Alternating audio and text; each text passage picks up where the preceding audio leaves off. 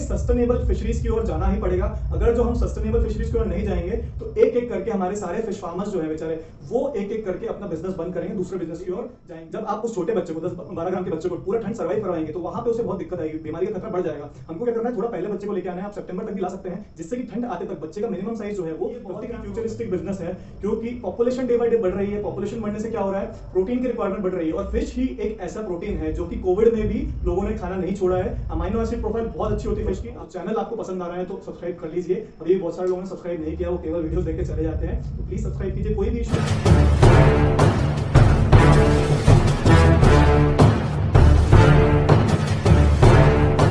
किसी भी एक तालाब से आप कितना प्रोडक्शन निकाल सकते हैं मछली का, वो डिपेंड करता है उस तालाब की कैरिंग कैपेसिटी पे। अब कैरिंग कैपेसिटी क्या है, कुछ लोगों के लिए नया शब्द होगा, कुछ लोगों को पहले से पता होगा, मैं फिर भी समझाता हूँ।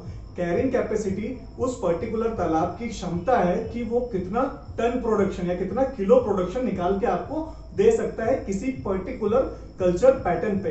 अब कल्चर पैटर्न में बात कर रहा हूँ, आपकी जो फिश फार्मिंग की लेवल्स होती है, मैंने एक वीडियो में टच किया था, अगर नहीं देखा है तो प्लीज जाके देख लीजिए। इसमें मैंने बताया था extensive fish farming, semi intensive, intensive और सुपर इंटेंसिव।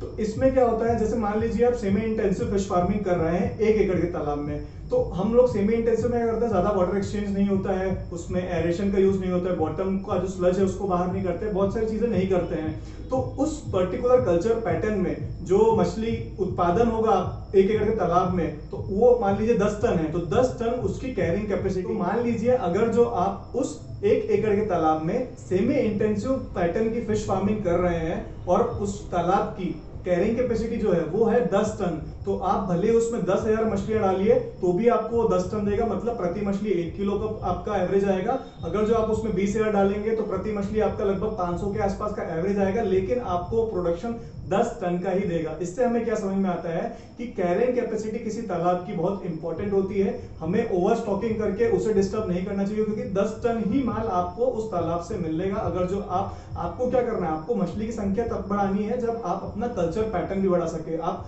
अपने फिश फार्मिंग की लेवल को भी बढ़ा सके। तो लास्ट वीडियो मैंने यही बताया था कि 35,000 मछली और 13,000 मछली में क्या डिफरेंस आएगा अगर जो आप सेम कल्चर पैटर्न पे, सेम लेवल पे आप फिश फार्मिंग करेंगे। आपको ज्यादा ओवर स्टॉकिंग में घाटा ही होगा। ऐसा नहीं है कि आप 1 एकड़ में 35,000 मछलियों का अच्छे से कल्चर नहीं कर सकते, आपको अपने कल्चर का पैटर्न, अपने कल्चर का लेवल बनाना पड़ेगा। तो वो वीडियो के बाद मैंने आपसे प्रॉमिस किया था नेक्स्ट वीडियो में मैं बताऊंगा कि हाई स्टॉकिंग। लेकिन क्योंकि अब इसमें क्या होता है, लोग बोलते हैं 1 एकड़ में हम 2.5-3 लाख कमाएंगे एक क्रॉप से, तो फिर क्या ही बिजनेस कर पाएंगे, हमारे पास जगह ही 1 एकड़ है, इससे अच्छा हम कुछ और काम कर सकते हैं। लेकिन अगर जो हम लोग जो हमारी स्टॉकिंग है उसको कम रखते हैं तो उससे क्या होगा, हमारा डीओसी, मैंने बताया था डीओसी क्या होता है, नंबर ऑफ डेज, कितने दिन में हमारा कल्चर पूरा हो रहा है, वो कम आएगा। वो कम आया तो हम साल में 2 क्रॉप इजीली जा सकते हैं। कैसे जाएंगे वो हम इस वीडियो में देखते हैं। तो अगर जो आप चैनल पे नए हैं तो प्लीज जाके चैनल को सब्सक्राइब कीजिए, वीडियोस को भी लाइक कीजिए, शेयर भी कीजिए, कमेंट्स कीजिए अगर जो आपको कोई इश्यूज आ रहे हैं, मैं हर कमेंट का जवाब देता हूं। तो चलिए स्टार्ट करते हैं हमारा वीडियो।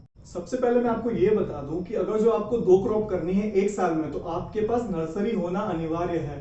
आपको नर्सरी चाहिए ही चाहिए। नर्सरी आप अपने कल्चर एरिया, जो आपका ग्रो आउट है जिसमें आप मछली को बड़ा करेंगे मार्केट साइज का, उसका 10% नर्सरी हो तो बहुत अच्छा होता है। जैसे 1 एकड़ का एरिया है, उसमें 4,000 मीटर स्क्वायर रहता है, तो आप 400 मीटर स्क्वायर की नर्सरी अपने तालाब के आसपास बना लीजिए। अब इस नर्सरी में आपको क्या करना है, आपको जो मछली का बच्चा हम स्टॉक करेंगे, कोशिश कीजिए अगस्त के टाइम पे जो है ब्रीडिंग चलती रहती है, उस टाइम सस्ता बच्चा आपको मिलता है। 1000 लाइन के आसपास का आप जैसे पंगेशियस लेके आते हैं, तो उसको हमें नर्सरी में करना है कितना, 100 ग्राम। अब कई लोग क्या गलती करते हैं यहाँ पे, अपने अगले कल्चर के लिए बच्चा कब लेके आएंगे, अक्टूबर नवंबर के आसपास, जब एकदम एंड का बच्चा रहता है, और सोचते हैं कि इसे मैं स्टंट करके अपने मार्च में यूज करूंगा। लेकिन क्या होता है, अगर जो आप अक्टूबर नवंबर में बच्चा लेके आएंगे तो ज्यादा से ज्यादा वो 10 ग्राम का हो पाएगा, 12 ग्राम का हो पाएगा, 15 ग्राम का हो पाएगा। लेकिन जब आप उस छोटे बच्चे को 10-12 ग्राम के बच्चे को पूरा ठंड सर्वाइव करवाएंगे तो वहां पे उसे बहुत दिक्कत आएगी, बीमारी का खतरा बढ़ जाएगा। हमको क्या करना है, थोड़ा पहले बच्चे को लेके आना है, आप सितंबर तक भी ला सकते हैं, जिससे कि ठंड आते तक बच्चे का मिनिमम साइज जो है वो 50 ग्राम क्रॉस कर चुका रहे। उस टाइम तक जो मछली में है इम्यूनिटी आ जाती है, जिसके कारण वो ठंड को बहुत ही अच्छे से सर्वाइव करती है और मार्च में अच्छा परफॉर्मेंस देती है। जो बच्चा छोटा रह जाता है 10 ग्राम 12 ग्राम का, वो मार्च में इतना अच्छा परफॉर्म भी नहीं कर पाता है। बजाय उसके अगर जो आप मार्च में डायरेक्ट थोड़ा थोड़ा महंगा सीड भी खरीदेंगे तो वो ज्यादा अच्छी ग्रोथ दे पाएगा। इसलिए हमेशा हमें जो नेक्स्ट कल्चर के लिए, अगर जो ठंड में बच्चे को रोकना है, स्पेशली मैं बात करूं पंगेशियस की या फिर रूपचंदा या फिर मांगूर की बात करूं, तो हमें क्या करना है, थोड़ा पहले बच्चे को लेके आना है ताकि वो एक इतना साइज लगभग 50 ग्राम का साइज अटेन कर सके, ताकि वो पूरी ठंड को बहुत ही आराम से निकाल सके। तो हमें कोशिश करनी है, हमारे नर्सरी तालाब में हम कितना करेंगे, हम 2 क्रॉप की बात कर रहे हैं इसलिए हम लोग लगभग 100 ग्राम तक उसको लेके जाएंगे। तो सबसे पहले हम स्टॉक करेंगे, मान लीजिए आप अपना पंगेशिया का कल्चर आप स्टार्ट करना चाहते हैं अगस्त के टाइम पे, जुलाई अगस्त जब आता है उस टाइम पे बच्चा सस्ता रहता है, ब्रीडिंग का नया बच्चा रहता है, तो उस टाइम आप 1000 लाइन का बच्चा लाके अपने किसमें नर्सरी में रखेंगे। इस बच्चे को आप शिफ्ट कब करेंगे, ऑब्वियसली फरवरी एंड या मार्च में।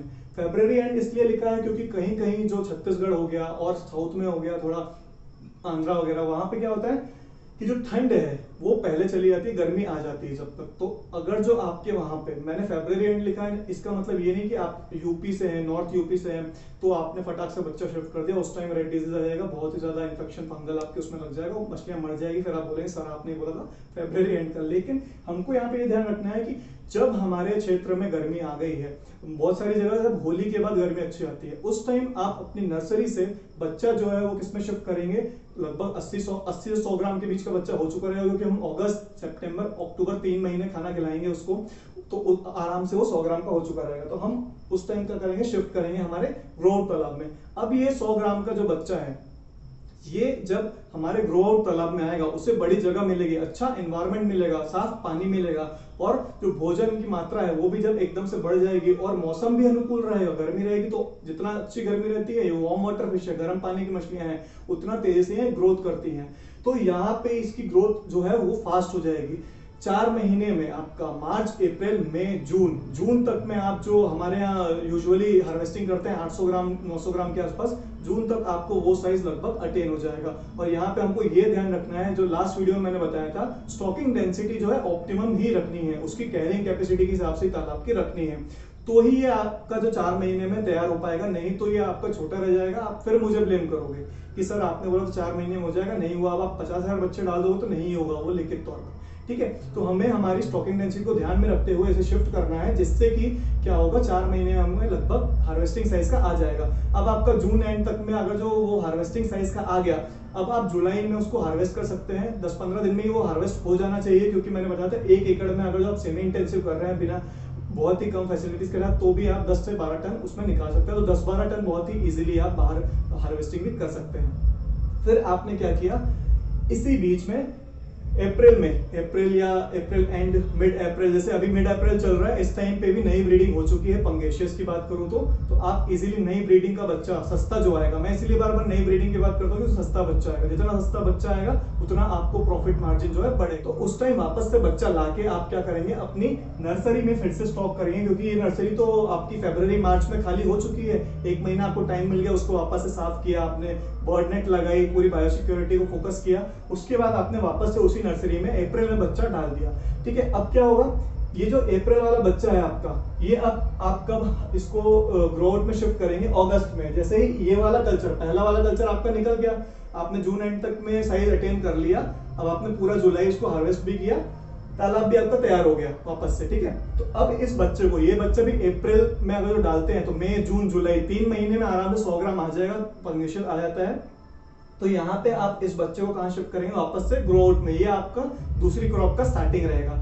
अब अगस्त से आपका जब बच्चा निकलेगा तो वो दिसंबर तक में आप हार्वेस्ट कर सकते हैं उससे, क्योंकि अगस्त, सितंबर, अक्टूबर, नवंबर, यहाँ पे 5 महीने मैंने दे दिए, क्योंकि ठंड थोड़ी सी कहीं कहीं पे आ जाती है, फिर भी फिश जो है, अगर जो आप वाटर क्वालिटी अच्छे रहेंगे तो पंगेशियस खाना खाती है। तो यहाँ पे आप दूसरी क्रॉप भी दिसंबर में हार्वेस्ट कर सकते हैं। आपको तो यहाँ पे क्या है, आपको बफर मिल जाएगा। अगर जो आपको थोड़ा टाइम भी लग रहा है यहाँ पे मछली को बड़ा करने में, आपके पास जनवरी फरवरी दोनों है मछली को बेचने के लिए, और आपको पता ही है जनवरी फरवरी में मछली के रेट सबसे ज्यादा रहते हैं। तो इस तरीके से आप क्या कर सकते हैं, 2 क्रॉप ले सकते हैं। जैसे ही अप्रैल में आपने इसमें बच्चा डाला और अगस्त में इसमें ट्रांसफर किया, फिर वापस से आप अगस्त में नर्सरी में डाल सकते हैं अगले कल्चर के लिए। तो यहाँ से आपको बात समझ में आएगी कि सबसे पहले हम लोग क्या करेंगे, अगस्त में बच्चा डालेंगे, उस अगस्त के बच्चों को हम फरवरी नए साल में किसमें डाल देंगे, ग्रो आउट में, उसे हम जून में हार्वेस्ट कर लेंगे। इसी बीच हम अप्रैल में उसको क्या करेंगे, नर्सरी में नया बच्चा डाल देंगे अगले कल्चर के लिए।